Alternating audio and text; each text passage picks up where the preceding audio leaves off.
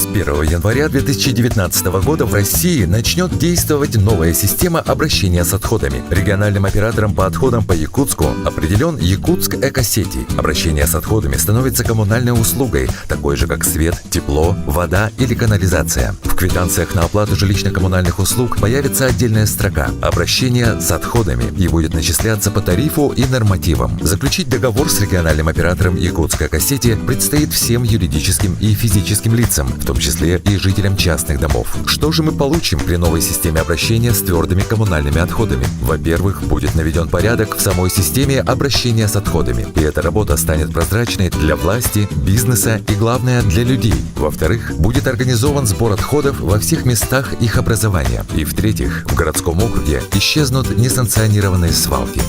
Экологическая обстановка в городском округе город Якутск улучшится. Чистый округ, чистая страна.